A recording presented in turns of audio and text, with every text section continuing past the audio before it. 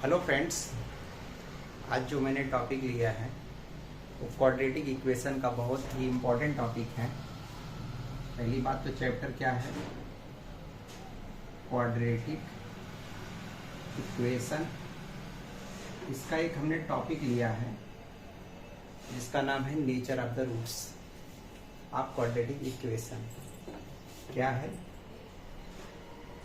Nature of the roots of quadratic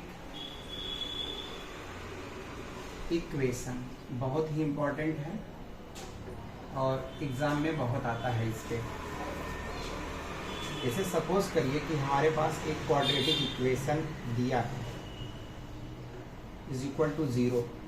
कोई भी equation अगर इस फॉर्म में होगा तो क्वाड्रेटिक होगा, जहाँ पे ए क्या है, एक्स स्क्वायर का कोफिशिएंट है, बी क्या है, एक्स का कोफिशिएंट है, सी ओनली कांस्टेंट है। इसमें हम डी निकालते हैं। डी होता क्या है, बी स्क्वायर माइनस 4ac, और डी को बोलते हैं डिस्क्रिमिनेंट। क्या बोलते हैं? डिस्क्रिमिनेंट बोलते हैं। यहाँ पे जब आप डी निकालेंगे, डी मतलब बी स्क्वायर माइनस 4ac निकालेंगे, या तो ये वैल्यू आ जाए 0। ऐसा भी हो सकता है कि D B square minus 4ac greater than 0 आ जाए, या डी जिसको हम लोग बी स्क्वायर माइनस 4ac बोलते हैं लेस देन 0 आ जाए। तो आपकी तीन पॉसिबिलिटी यहाँ पे बनती है। अगर B square minus 4ac is equal to 0 है तो जो रूट्स है इसका जो नेचर होगा वो होगा रियल। क्या होगा? रियल होगा एंड इक्वल होगा। अभी मैं इस पे आपको बताऊंगा। और सपोज करिए जो डी निकालते हैं उसकी वैल्यू 0 से बड़ा। 0 से बड़ा मतलब 1 2 3 4 5 अप टू इनफाइनाइट कुछ भी हो सकता है। तो इसमें जो इसका जो रूट होगा मतलब एक्स की जो दो वैल्यू होगी वो रियल होगी एंड अनइक्वल होगी। क्या होगी? अनइक्वल होगी, या इसी को बोलते हैं डिस्टिंक्ट रूल, मतलब डिफरेंट रूल। मतलब एक्स की दोनों अलग अलग वैल्यू आएगी। और जिसमें आपका डी लेस देन 0 होगा, मतलब डी आपने निकाला और वो वैल्यू निगेटिव में आ गई, तो वो होता है नो रियल रूट्स। क्या होता है? No real roots. तो फ्रेंड ये दोनों, अगर डी की वैल्यू किसी में इक्वल 0 आता है या डी ग्रेटर देन 0 आता है, तब तो कोई भी क्वाड्रेटिक इक्वेशन को सॉल्व करना पॉसिबल है, अदरवाइज नहीं है। अब जैसे हम इस पे एक क्वेश्चन लेके आपको बताते हैं कि कैसे हम लोग इसका सलूशन करते हैं। आप इसको ध्यान से समझिएगा और इसको याद रखिएगा। ये बहुत ही इम्पोर्टेंट टॉपिक है। मैं इसको रख कर दूँ और मैं आपको आगे बताता हूँ। सपोज करिए कि एक हमारे पास क्वाड्रेटिक इक्वेशन दिया है, मैं लिखता हूँ। आपसे कह दें कि x square plus 4x plus 4 is equal to 0। ये क्वाड्रेटिक इक्वेशन दिया है। आपसे पूछे कि find the nature of the roots of the quadratic equation. क्या पूछे कि find the nature of the roots, find the nature of the roots of quadratic equation,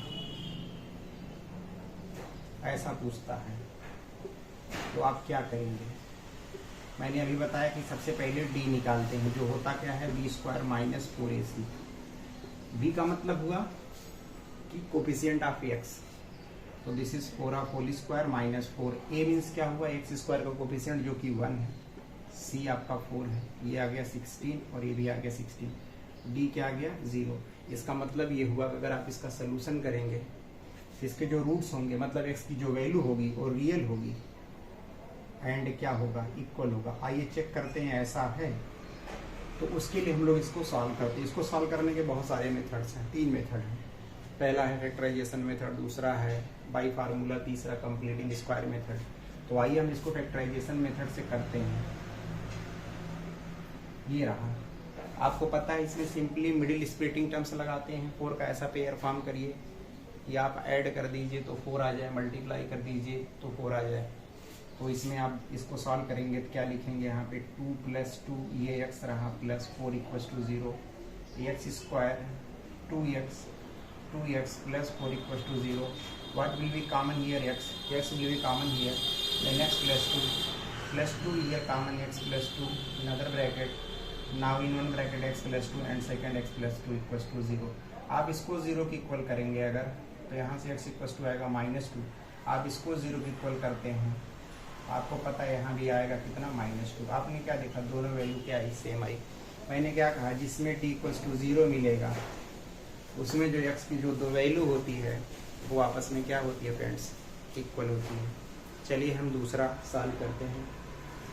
मैं ये जो तीनों कॉन्सेप्ट बताया हूँ, इस तीनों कॉन्सेप्ट पे आपको एक एक क्वेश्चन बताने की कोशिश कर रहा हूँ, आप ध्यान से समझिएगा। मैंने पहला डिस्कशन किया, मैं दूसरा लिखने जा रहा हूँ। अगर आप इसको नोट करना चाहते हैं तो आप आराम से नोट कर सकते हैं, रिकॉर्डेड है, ये हमेशा पड़ा रहेगा, आप वहाँ से ध्यान से देख सकते हैं। फ्रेंड्स एक मैंने और लिया, मैंने लिया एक्स स्क्वायर लिया और मैंने लिख दिया 3x और यहाँ लिख दिया +2 इज इक्वल टू 0। अब मैं आपसे कहूँ इसको सॉल्व करिए। आइए सबसे पहले इसमें d की वैल्यू निकालते हैं। तो d की वैल्यू निकालेंगे, क्या आएगा, b² - 4ac। d मीन्स क्या हुआ, 3 स्क्वायर, 4a मीन्स कितना हुआ 1 और c मीन्स कितना हो गया 2 हुआ। आप इसको सॉल्व करेंगे 9 आ जाएगा, 4 2 8, d इक्वल्स टू 1 आया, मतलब d इज ग्रेटर देन 0 है। इसका मतलब अगर आप इसका सोल्यूशन करेंगे तो x की जो दोनों वैल्यू होगी रियल तो होगी बट अनइक्वल होगी। कैसे, आइए देखते हैं। फैक्टराइजेशन लगाते हैं, x² 3x + 2 इक्वल्स टू 0। तो x² प्लस, इसको लिख सकते हैं 2 + 1, क्योंकि आप मल्टीप्लाई कर दीजिए, 2 का पेयर बनाएंगे, क्या कि मल्टीप्लाई 2 और ऐड कर दीजिए तो 3 आ जाए, तो 2 और 1 का पेयर फॉर्म होगा। यहाँ पे x लिखा, यहाँ 2 equals to 0, x² 2x + x + 2 equals to 0। Friends अंदर हमने x का मल्टीप्लाई कर दिया। मैं आपसे पूछूँ what will be common here, x then x + 2, there is no common in bracket x + 2, now in first bracket x + 2, in second bracket x + 1। आप middle splitting terms class 9th में बहुत पढ़े होंगे, मैं उसी बेसिस पे बता रहा हूँ। आप जब इसको 0 की इक्वल करेंगे तो x इक्वल्स टू आएगा -2, आप इसको 0 की इक्वल करेंगे तो क्या आएगा, x इक्वल्स टू आएगा -1। आप देख रहे हैं दोनों में डिफरेंट वैल्यू है। तो मैंने क्या कहा, जब d की वैल्यू ग्रेटर देन 0 होगी, जो इससे पहले वाला मैंने बताया था शुरुआत में, अगर if that value of d is greater than 1 then the value of the quadratic equation are real and distance. Distance का मतलब डिफरेंट वैल्यू आएगा, जैसा कि आपने देखा। एक क्वेश्चन में और लिखने जा रहा हूँ, जो कि मैंने थोड़ा सा, जो ये बैकग्राउंड में आवाज़ आ रही है उसके लिए सॉरी चाहते हैं, क्योंकि थोड़ा डिस्टर्बेंस रहता है फ्रेंड्स, बट हमारी कोशिश रहती है कि हम आपको सही तरीके से समझा पाएँ। चलिए नेक्स्ट देखिएगा क्या है। एक इक्वेशन मैं और लिखता हूँ, x² प्लस, यहाँ लिख दिया 3x, यहाँ 1 इक्वल्स टू 0। अब मैं आपसे कहूँ कि इसको सॉल्व करिए और x की वैल्यू बताइए, तो I think it is not possible. कैसे, आइए d निकालिए। The value of d square equals to b² - 4ac। The value of b is 3 है, -4, a मीन्स 1, c मीन्स 1। आप देख रहे हैं क्या होगा, अगर हम यहाँ पे कुछ थोड़ा सा हम चेंजेस कर देते हैं इसमें। मैं मान लीजिए यहाँ वैल्यू मैं ले लेता हूँ 4। अब थोड़ा सा देखते हैं यहाँ पे क्या होगा, तो इसका मतलब ये हुआ 4 ले लेते हैं, कुछ ऐसा इक्वेशन ऐसे हो गया। तो आपने क्या देखा, 9 हुआ, ये क्या होगा 16। अगर आप सब्ट्रैक्ट करते तो -7 आ रहा है, d माइनस में है, मतलब d इज लेस देन 0, तो there is no possible to solve the quadratic equation by any method. आपके कोर्स में जितने भी बच्चे CBSE बोर्ड के, उनके कोर्स में 3 मेथड है क्वाड्रेटिक इक्वेशन सॉल्व करने का। पहला है फैक्टराइजेशन मेथड सॉरी, दूसरा जो आपका है वो है बाई फार्मूला, जिसको आप श्रीधराचार्य फार्मूला बोलते हैं। तीसरा जो है वो क्या है, बाई कंप्लीटिंग स्क्वायर मेथड, जो कि ये आपके कोर्स में है नहीं और ये दोनों आपके कोर्स में है। फैक्टराइजेशन तो आपने बहुत किया होगा। तो फ्रेंड्स आज हमने 3 टॉपिक लिया, नेचर ऑफ द रूट्स, जो कि अपने आप में कंप्लीट था। जितने भी फ्रेंड्स हमारे इस वीडियो को देख रहे हैं, अगर हमको समझ में आया तो प्लीज़ इस वीडियो को लाइक शेयर सब्सक्राइब ज़रूर करें।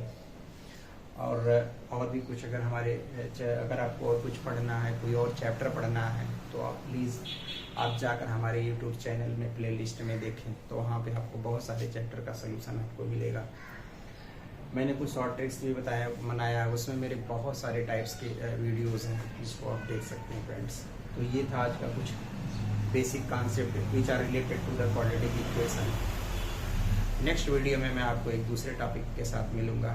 तब तक के लिए धन्यवाद। Thank you so much to watch my video friends.